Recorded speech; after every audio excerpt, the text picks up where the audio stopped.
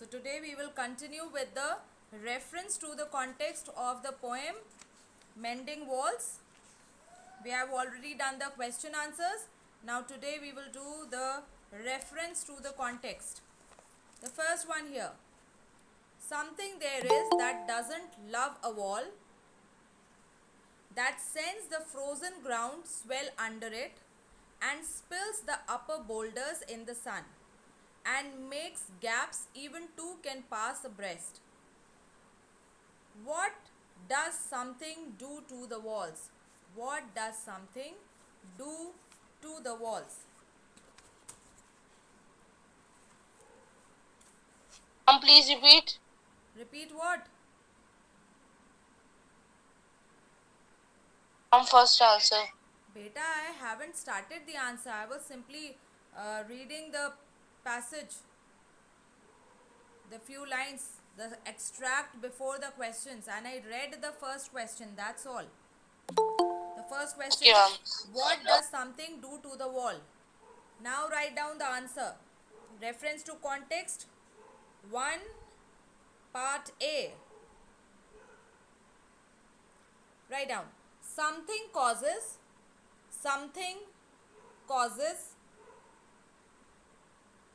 the frozen ground in winter.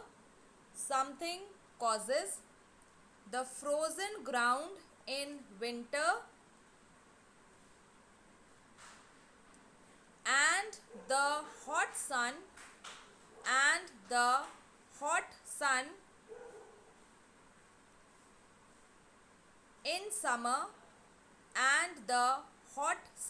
in summer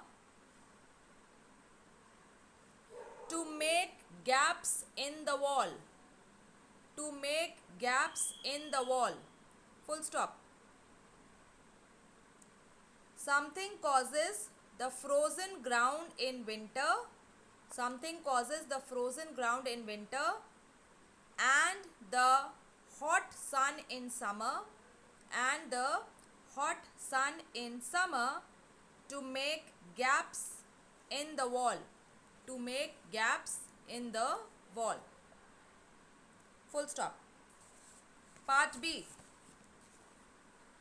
Why does the poet say something there is instead of being clear about who is destroying the wall?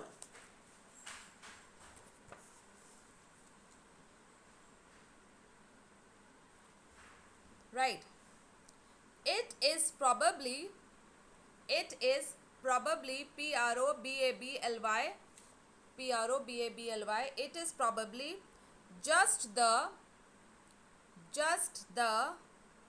wear, wear and tear, wear and tear, wear and tear. Ma'am, after probably. Just the wear and tear, wear and tear, and elements of nature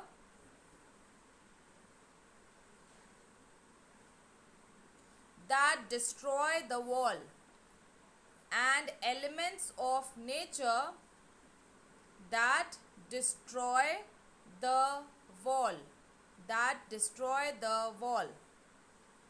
Full stop. Hence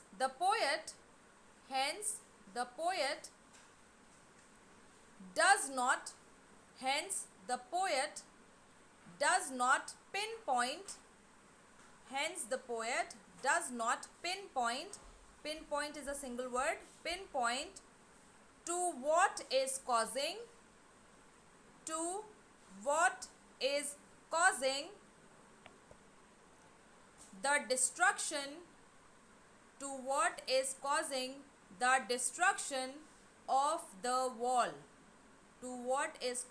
the destruction of the wall. Full stop. I will repeat the answer. It is probably just the wear and tear and elements of nature that destroy the wall. Full stop. Hence, the poet does not pinpoint to what is causing the destruction of the wall.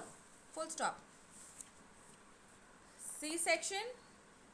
What happens when the frozen ground swells and what happens as a result? What happens when the frozen ground swells and what happens as a result? Write the answer.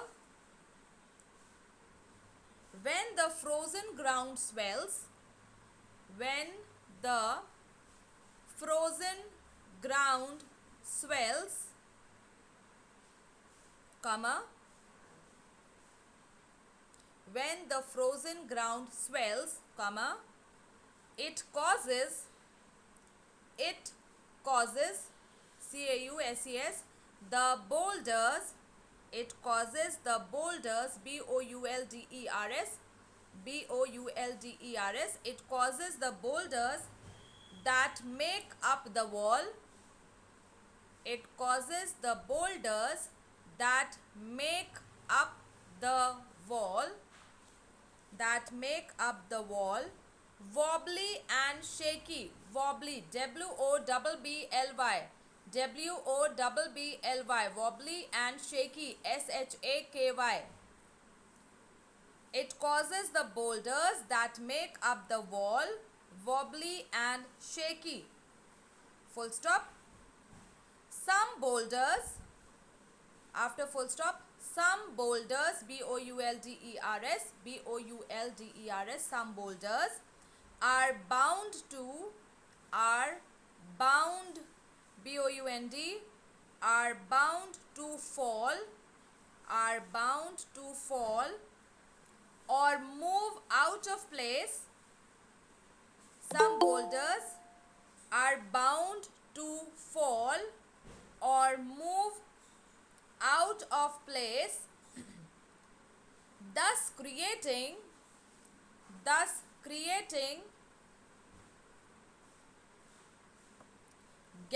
in the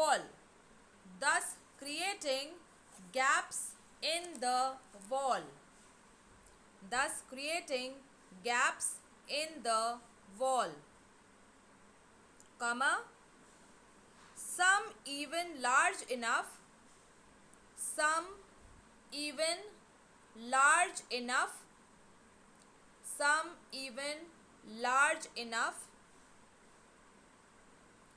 to let two people, TWO, to let two people, TWO, two people walking alongside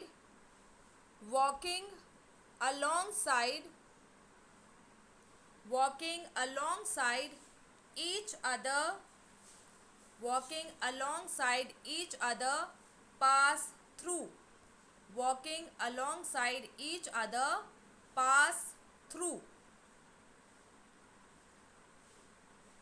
full stop. I will repeat the answer. When the frozen ground swells, comma, it causes the boulders that make up the wall wobbly and shaky, full stop.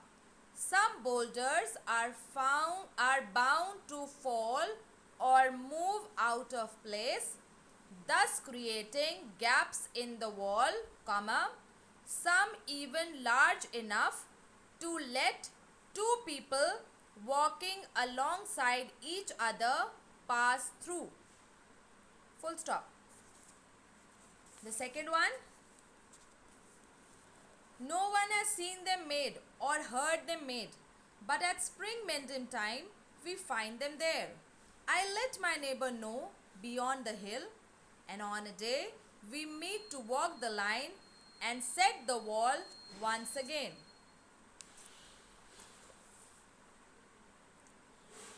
Question number A. What has no one made or heard them made? What has no one made or heard them made?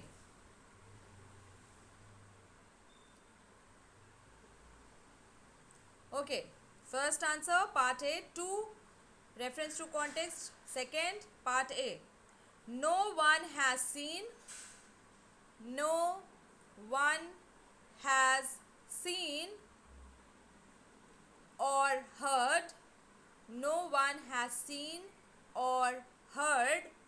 T-H-E-A-R-D, the gaps in the wall, the gaps in the wall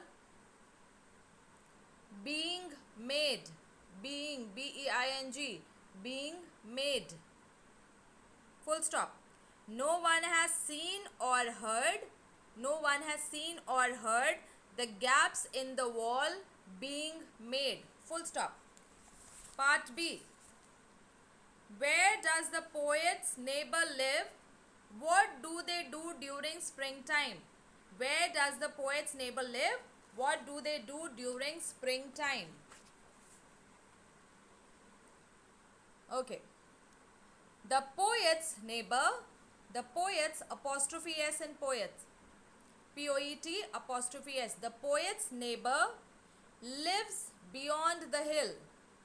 The poet's neighbor lives beyond the hill. The poet's neighbor lives beyond the hill, full stop. During the springtime,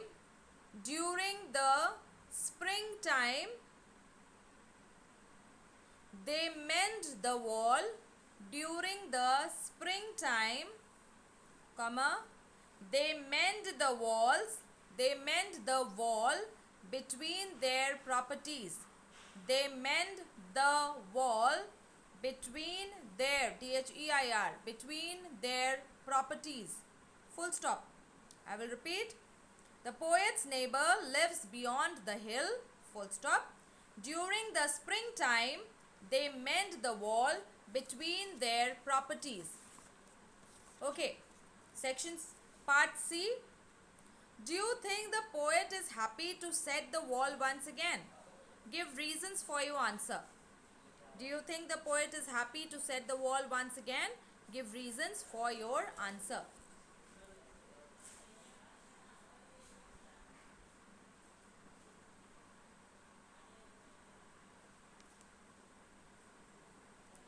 The poet is, write down, the poet is not happy. The poet is not happy to set the wall, to set the wall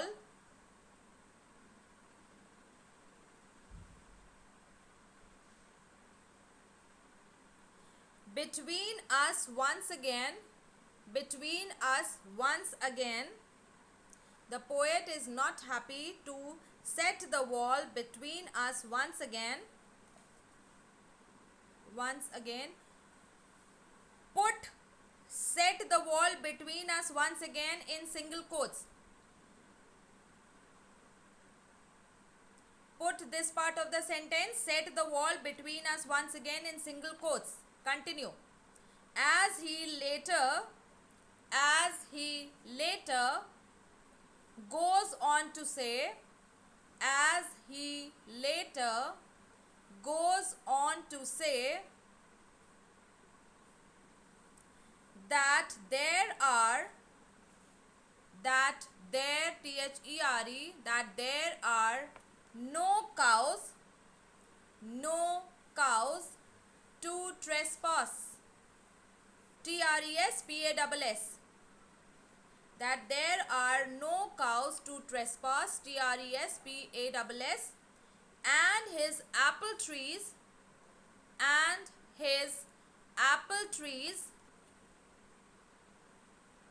will not go across, and his apple trees will not go across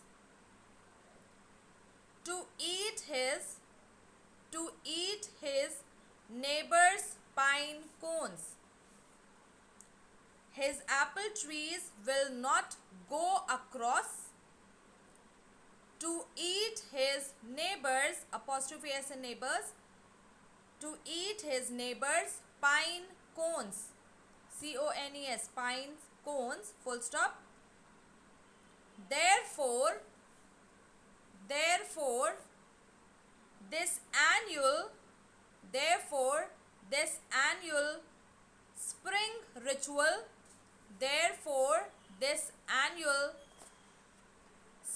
Ma'am, spelling of annual. ANNUAL. ANNUAL. Therefore, this annual spring ritual, RITUAL, spring ritual of mending the wall, annual spring ritual of mending the wall is not necessary. Annual spring ritual of mending the wall is not necessary. Full stop. I will repeat the answer. The poet is not happy to set the wall between us once again. Set the wall between us once again in single quotes. As he later goes on to say that there are no cows to trespass and his apple trees will not go across to eat his neighbor's pine cones. Full stop. Therefore, this annual spring ritual of mending the wall is not necessary.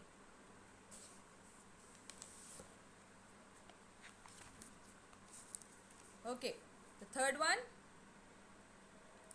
He is all pine and I am apple orchard. My apple trees will never get across and eat the cones under his pines, I tell him.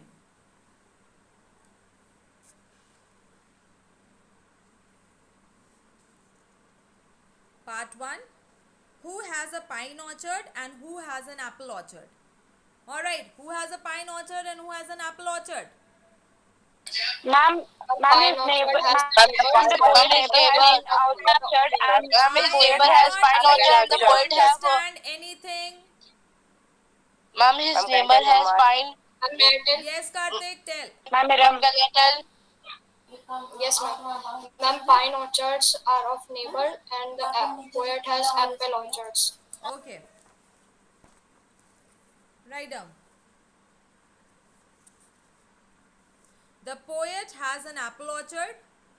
The poet has an apple orchard.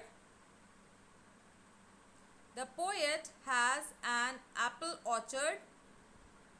ORCHARD. ORCHARD. The poet has an apple orchard and his neighbor has a pine orchard. And his neighbor has a pine orchard.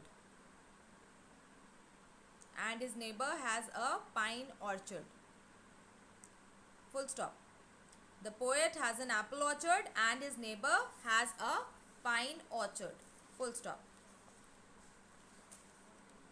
Alright, so time's over. So for today we will stop here.